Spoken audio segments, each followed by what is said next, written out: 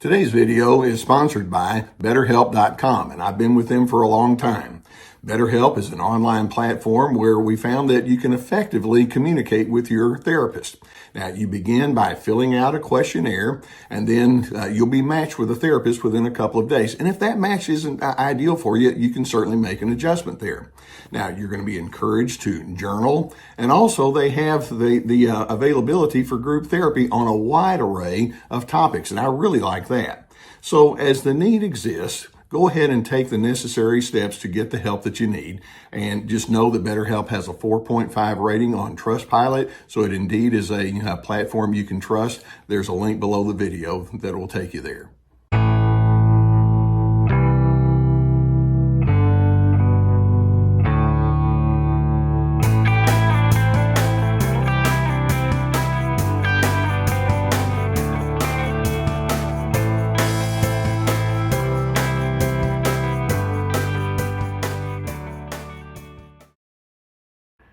I want to focus today on two primary words, the words dignity and depravity.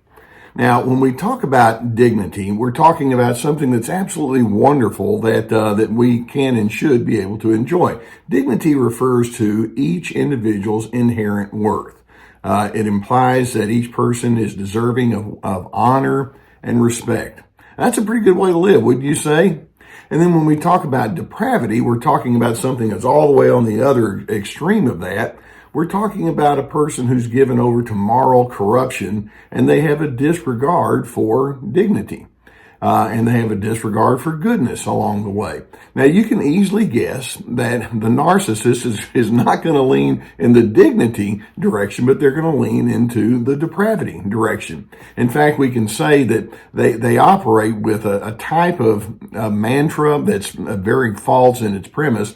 But they would think, well, dignity belongs to me, but it doesn't belong to you. And then when they see you in a place where you want to be held as worthy and respectable, it's like, no, you don't understand. And they'll come after you with a vengeance. And that's what I mean when I say they can crush you. And there are many things inside the pattern of narcissism that set up this style of thinking. I mean, basically, narcissism is built upon raw selfishness. The narcissist thinks that the only person in the equation that matters is not you, and it bothers them when you actually have a sense of prominence or a sense of esteem, particularly in the minds of other individuals. Narcissism is also driven by an attitude of exclusivity. You know, I'm the better one here. There's a judgmental pecking order that they operate with. Narcissists operate with an attitude of entitlement. In other words, I have needs that are far more important than yours, so I override you. I mentioned they have a lack of empathy. It's like, why would I bother even trying to understand you? What's the point? And you can see right there's an inherent condescension in that kind of thinking. They're quite willing and known for being exploitive. In other words, you exist to be used by me, and as long as you're useful, I'll keep you around. And narcissists have a strong and chronic and ongoing need for dominance and control. Now, you can see that with this attitude, it becomes the foundation for their depravity. There are many evidences that the narcissist can show that they have, in fact, just given themselves over to a depraved mind. What are those evidences? Well, first and foremost, we're going to say that they pursue a persistent and exaggerated self-promotion. I need to be the one who calls the shots. I need to be the one who has the final word. Beyond that, judgmentalism is first nature to them. They're constantly thinking in terms of where you fit in the pecking order. Of course, they're at the top, but they're highly critical. They're very opinionated, and it doesn't bode well for you because you're not going to come out good in that kind of arrangement. In addition, they aggressively come after anyone who differs. Now, I hope you understand that. When I say aggressively, they're wanting to stand for their own positions, but they're quite willing to smear you They're quite willing to belittle you. How many times have you been on the receiving end of harsh, and I mean harsh and demeaning anger and insults, and you're thinking, where did this come from? Okay, maybe you feel frustrated, but why are you unloading cannon on me when it's totally unnecessary? But their sense of depravity shows or allows them or inhibits them from having self-restraint in that category. In their depravity, they require your deference. That's that dominance again, and they are drawn towards themes of authoritarianism. Also, they have a lack of guilt whenever they mistreat you or whenever you feel hurt. In their minds, they're thinking, well, too bad. You deserved it. You brought it upon yourself. And there's a callous nature that they operate with, and they're very strongly defended. And by that, I mean they can rationalize with the best of them. They justify who they are, and then they project so much of their unfinished business onto you, and their defenses are off the charts that you will not penetrate because they can't be honest with themselves. In addition, the depraved person allows cravings and impulses to override morality. Now they may actually try to portray themselves sometimes as virtuous people. Go figure. There's some people who try to, in their public life or persona, they try to say, well, I'm one of the nicest people you ever met, and they may actually overtly stand for, so they say, goodness and decency and all sorts of good values, when in fact, if a craving or an impulse comes along that runs counter to that, the craving's going to take over. They will proactively diminish you, and they'll feel good about it. In their depravity, they find satisfaction, and dare I even use the word meaning, when they humiliate you. It's like, well, what this does is it gives me a really good sense. It says, I have arrived, obviously you have not. And they actually feel good to the point of gloating when somebody else stumbles, particularly at their initiative.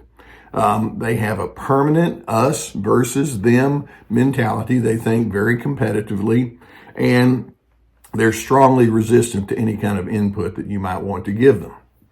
Not a good combination.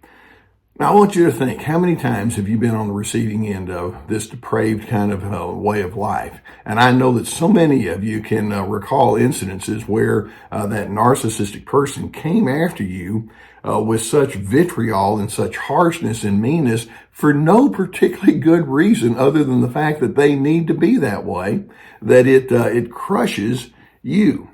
When narcissists build upon their depravity, they reveal a very dark truth about themselves, and that is hatred and cynicism control them. They live with an absence of love. They're imprisoned by their own contempt. Now, they won't see themselves that way. They may say, well, I'm one of the best people you ever met, but the evidence shows otherwise.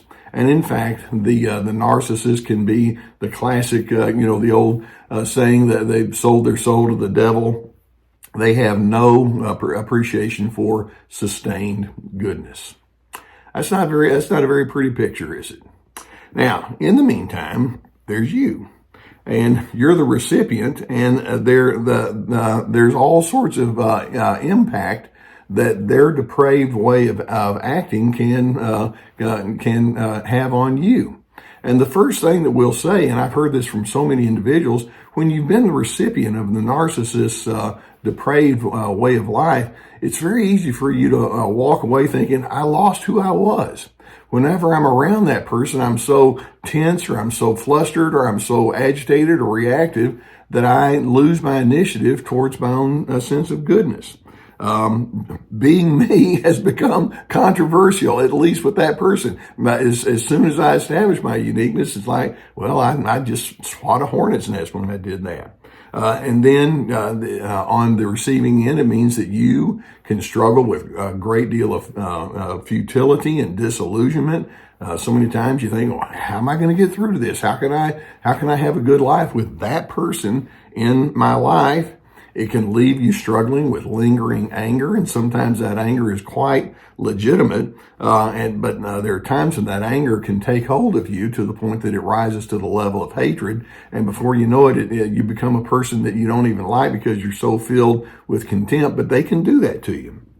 In addition, when you're on the receiving end of their depraved initiatives, it can lend itself to you becoming a poser. It's like, well, I'm only going to reveal certain things about myself, and when I'm in public, I have to keep up of an ear. I don't want people to know how embarrassed I am or how frustrated I am, and my life is just too much, and so you just keep your shield up, and that's part of that I lost myself. And then in addition, you can lose key relationships because of this. When you're around somebody who's bent on destruction, they can bring many other individuals into their circle against you, and they can triangulate people against you. They work others against you, so to speak, and you wind up losing primary relationships. It's frustrating. Now, it's important for you to understand that there's something hidden going on inside of that narcissist that allows them to run with this depraved mind fully intact. And that is the narcissist who is, as I just described, has given up on life. They operate with a profound pessimism. Their sense of significance is built upon destruction. Now, I want you to think about that. They're willing to destroy you to elevate themselves. And taking it a little bit further, I hope you can understand their need to destroy you is an illustration of their own self-loathing. Narcissists so dislike any of their own weaknesses or their humanity or things about themselves that they may be accurate, but may not put them in good light. They hate that part of themselves, but instead of saying, I need to deal with that, they project it onto you, and they see in you all sorts of things that they won't come to terms with inside themselves. So in other words, I don't like being weak, so I'm just going to place it all onto you. And in doing so, they wind up being the ultimate people who just don't get it. So as you think about this, I'm hoping that you can remind yourself that person cannot and will not be the one who establishes my philosophy of life. Embrace what the narcissist cannot embrace. Stand in your own self-respect. Your worth is non-negotiable. I hope you can hold on to that. And then listen to what your anger says. Basically, I don't deserve this. This is wrong. This is inappropriate. And then I'm hoping you can remind yourself, my life is too precious to be dominated by somebody who's given themselves over to a life of total corruption, bordering on evil. Here on Team Healthy, we stand for dignity, respect, and civility. Hold on to it and build your whole manner of life upon principles such as that. And I hope that videos like this can give you some good things to think about. If you have not already hit that subscribe button, please do so. We're going to keep more videos coming your direction. My whole purpose is to be a teacher and a guide so that you can have a much better outlook on where you're going to go in your life. Now, if you have a need, I know so many times you do, you might want some therapy. And you know I've been sponsored for years by the people at BetterHelp.com. It's an online therapy resource. There's a whole team of licensed professional therapists. There's a link below this video that will take you to their website. All you have to do is fill out a few questions and you get to select a therapist that can help you. Please, particularly with issues like this, as the need is there, get the assistance that you would need. In addition, if you'll look on my website, I have a lot of resources. And chief among them are my courses. My courses each consist of at least 25 teaching videos with handouts and questions. We have courses on anger, anger games. This is me about boundaries, free to be, finding yourself despite the controllers, and Ready, Set, Connect about having healthy connections. We also have my webinars that are 90-minute PowerPoint presentations along with many articles and my book. So lots of resources.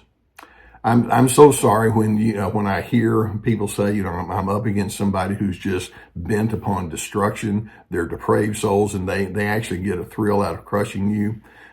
Protect yourself. And in doing so, remind yourself that dignity is inherent. It's something you deserve. It's not questionable or not questioned. You deserve it. Live in that, and then understand that that's the way that you find peace. Not the way the narcissist does it. They're terribly disoriented in that. I hope that you are able to find your personal peace.